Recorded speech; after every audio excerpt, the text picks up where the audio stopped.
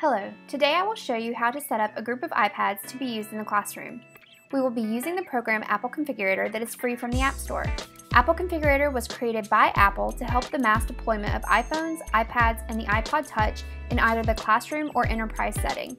You are able to put certain restrictions on these devices depending on how they will be used. Let's start with some terminology to help you understand Apple Configurator. First, you have the ability to supervise and unsupervise devices. This means exactly as it sounds. If you supervise a device, then you are going to be able to monitor the use of the iPad by adding what are called profiles.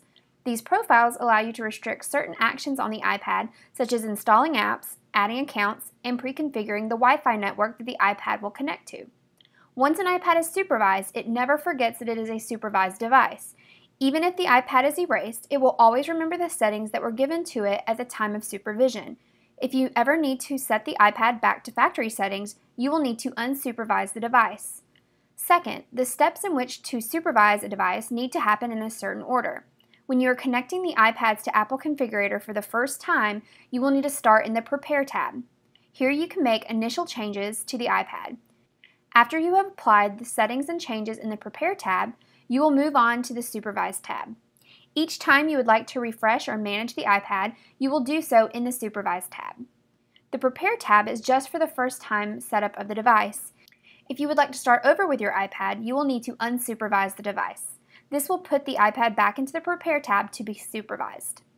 Before any changes are made to the iPad, it is important that you have a conversation with your teacher about what types of settings they would want for the iPads. In this demo, I will start with just one iPad and create a master image that we will then apply to the remaining iPads. Again, we are starting with a fresh, out-of-the-box iPad. If you already have connected and supervised iPads in Apple Configurator, you will need to unsupervise the devices. You can do this by right-clicking on all devices in the Supervise tab and selecting Unsupervised from the pop-up menu. This will set the iPad back to factory settings. Make sure that the number beside all devices is accurate and that all iPads are connected. Once we have created the master image, we will unsupervise the device, add it back to the group, and then supervise and place the master image on all the devices. Here I am inside of Apple Configurator. Again, this is a free app from the App Store. You can go to the App Store, search Apple Configurator, and download the program.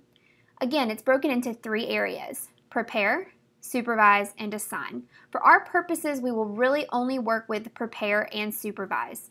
Assign is if we were in a one-to-one situation. Here, we can assign users to a particular iPad. Coming back to Configurator, here I have an iPad connected to my computer. The iPad is fresh out of the box, we're on the welcome screen, and we're ready to go. Before we do any changes here, there are a few preferences that we might want to check out first. To go to Preferences, click on Apple Configurator and Preferences. Here we're given two options, General and a lock screen. First, when a supervised device is connected, automatically refresh. This means that whenever iPads are connected to this computer and Apple Configurator is open, it will automatically refresh the settings on the iPad. I tend to not like to have this option, but if you would like for it to automatically refresh, you're more than welcome to do so. When a supervised device is refreshed, remove Apps and Profiles Configurator did not install. If you're working in a classroom situation where a teacher has installed apps during the course of the day, this may not be a good idea, as you would just have to add the apps back through Apple Configurator. So go ahead and uncheck this as well. You also have the option to play a sound on completion. I like to have this option. Sometimes it takes a while for the iPads to configure. So while you're up doing other things, you can choose to have Apple Configurator play a sound when it's completed installing the profiles. Next, we're going to go to Lock Screen. In Lock Screen, I'm able to see what image is being displayed on the iPads when I finish configuring them. There are several options here. The first one is to have no text on the screen. I prefer to have the device name, and we'll get to this in a moment. When I add a name to the devices, you can have a name here for the device. This makes it really simple when you're trying to monitor the use of the iPads.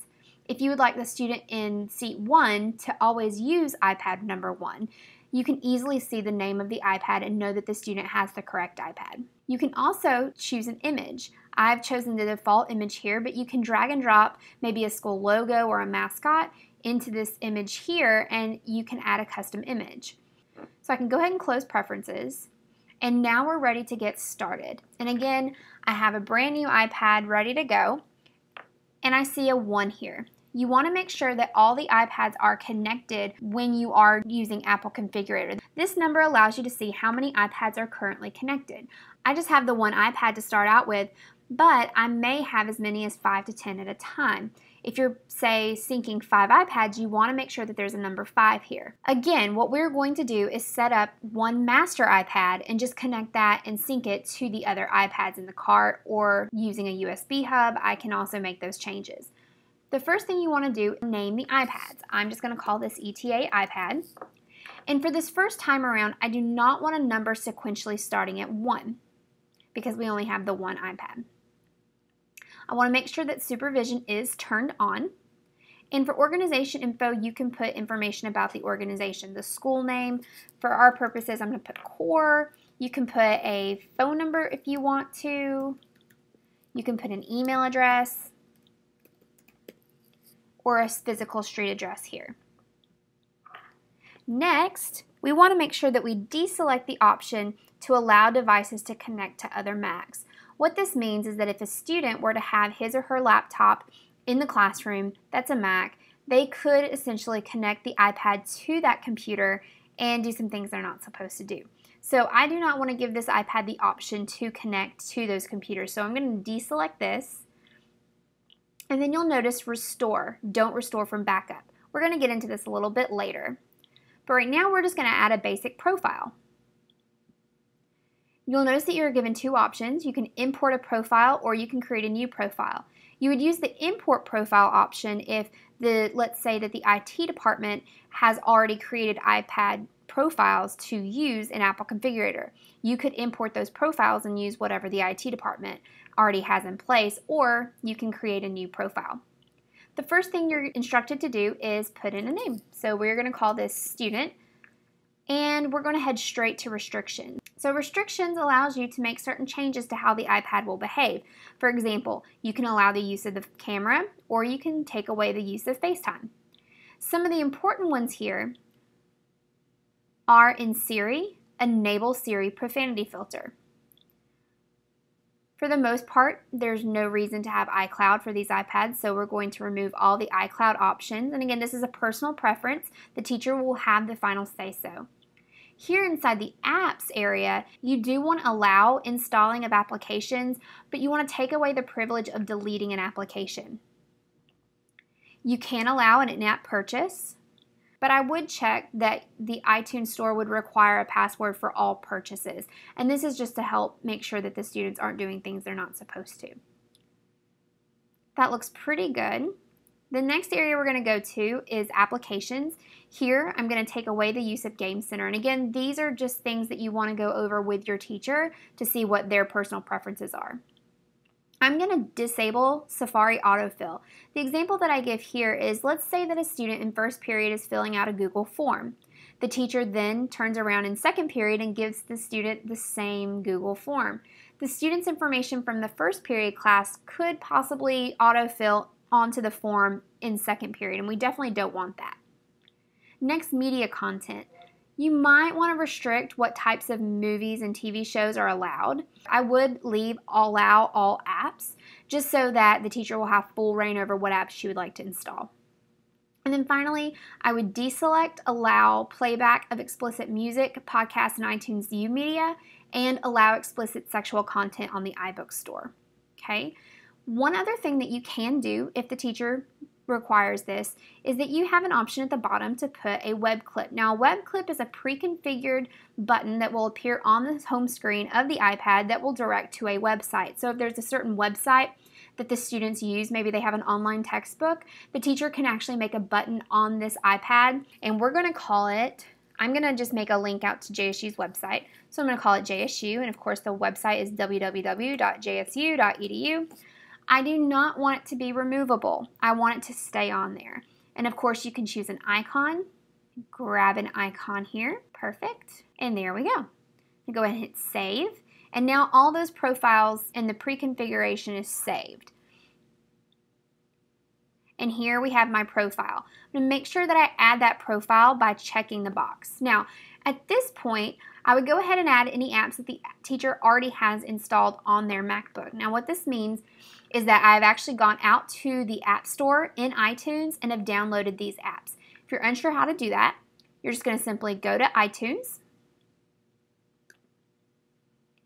going to go to the iTunes Store, and you're going to go to the App Store. And this behaves just as it would if you were accessing the App Store on the iPad. Once you find an app that you would like to download, let's say that we want to download, let's say Keynote. Okay, and take Keynote, and I'm going to say download. It's going to ask me for my password,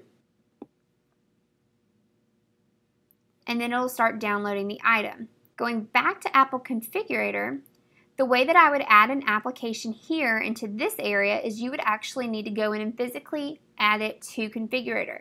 We're going to click on the plus sign, and it should automatically open up to the Mobile Applications folder.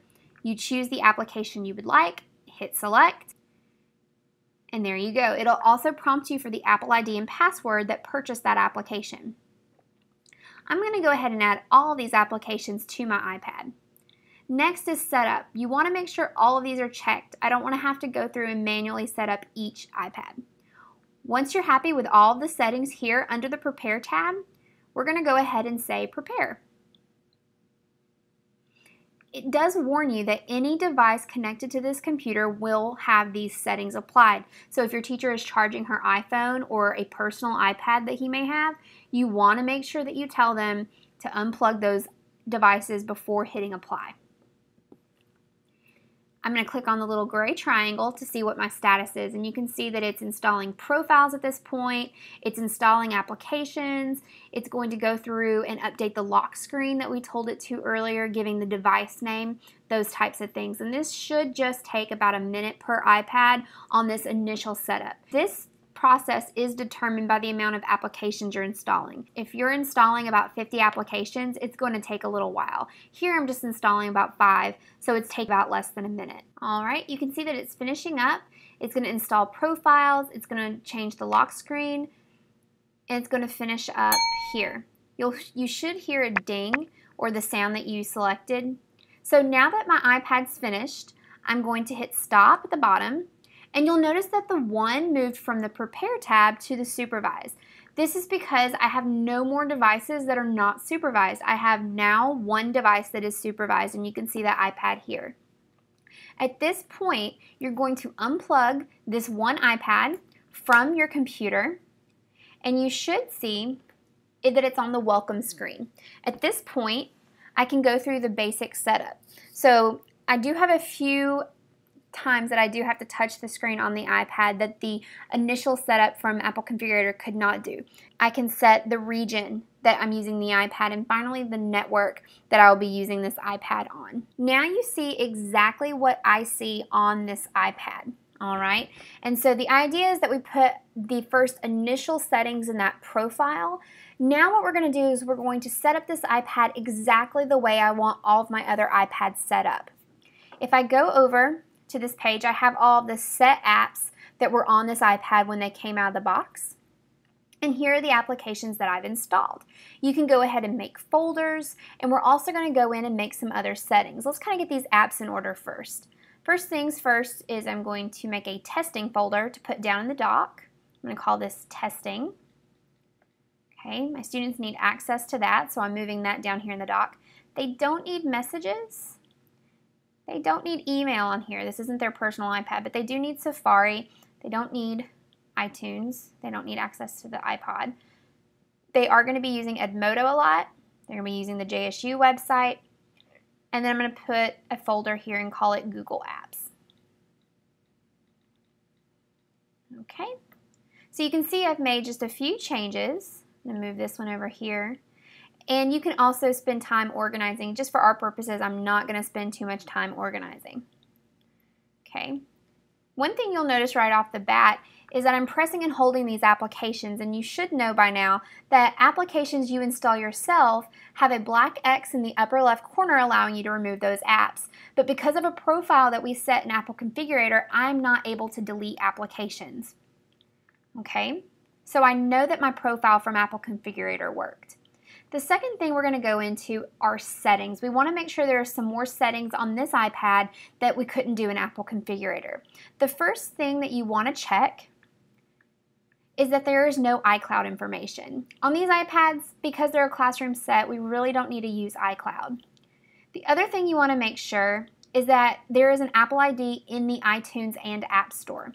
Make sure that this is the teacher-created Apple ID. I'm just going to use my personal one here. Now I'm signing in, and you want to make sure that the sliders here at the bottom under automatic downloads are selected. What this will allow the teacher to do is if they're in a situation where there is a spur-of-the-moment app they want to download, they can download it in class, and it should push out to all the other iPads without having to reconnect to Apple Configurator, which is great. Next, we're going to head to General. And we're going to go to restrictions. Now this is where we can add some more restrictions. What you want to do is tap on enable restrictions and set a passcode. You want to make this a passcode that the students can't guess. So 1234 and 1111 are not good passcodes. For our purposes, I am going to use 1234. And here I even have some of my preferences from Configurator already here. You'll see that I disabled FaceTime in Apple Configurator and I cannot tap on this option. The same with deleting apps. So just know you can also make changes after the fact. What I'm most concerned with right now is at the very bottom. Allow changes to accounts. I do not want students to be able to add accounts. Now what this means is it's any kind of account. You'll notice that when I select allow changes and don't allow changes, it takes away iCloud and messages as well as all of the social media apps at the bottom. So if you are going to be using social media in the classroom, this just means that through the iPad itself, you cannot connect to those devices. You can still go to twitter.com, you can still go to facebook.com, you can still use those social media services, you just won't be able to use them natively on the iPad.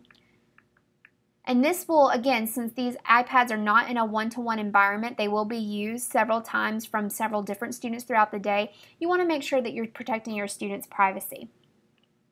All right. Another thing that I would go ahead and set up is under General in the Accessibility tab, and I would tap on Guided Access. Guided Access is a way where you can lock the iPad into one application. You can use Guided Access as a classroom management tool. Let's say that you have a student that's not on task. You can give that student a warning, letting them know that if they do not get on task and help their group, that you can use Guided Access. And what this does is locks the iPad into an application. They can't leave that application. And you can even set up where they couldn't do certain functions in that application. 10 years ago, when we didn't have technology in the classroom, when a student's misbehaving, you wouldn't dream of taking their notebook away. Why is that any different than now? We have iPads, they're using them as their notebooks. So instead of taking the technology away from them, we want to show them that they can still use their technology, but they're going to use their technology in the way that is appropriate and the way we want them to. I'm also going to make sure that accessibility shortcuts turned on and that I set up a passcode. And again, you may want to make this the same passcode that you and your teacher both know. All right, that's pretty much all the settings here on the iPad itself that we'll use. We're going to reconnect the iPad to the computer. Now, what I'm going to do is you'll see that the iPad is now connected here in the Supervised tab. I have one iPad that's connected. Now that I have the iPad reconnected, I want to go ahead and set this up as my master iPad. I want to take all the settings that I just made on the iPad, and I want to make it to where I can copy that to the other iPads. In order to do this, I'm going to go ahead and number this iPad. I'm going to call it ETA iPad 1. I'm going to start numbering them sequentially. I'm going to go ahead and say that I want to never update the device. I want to control when the software is being updated. Here, I'm going to use that restore function, and this is how we're going to copy the settings that we've just made onto this iPad to the rest of our iPads in the group. We're going to click on Don't Restore, but we're actually going to create a backup, and I'm going to call it ETA iPad Master. I'm going to say Create, and give it a few seconds, and it will create this backup. And what it's doing is it's knowing, okay, she has Edmodo down in the dock, and these profiles were installed, and accessibility and guided access was turned on. So it's going through and changing all of those different settings that I just added. Okay. Again, I'm going to come up here and start numbering sequentially at 1. I'm going to put this backup on there.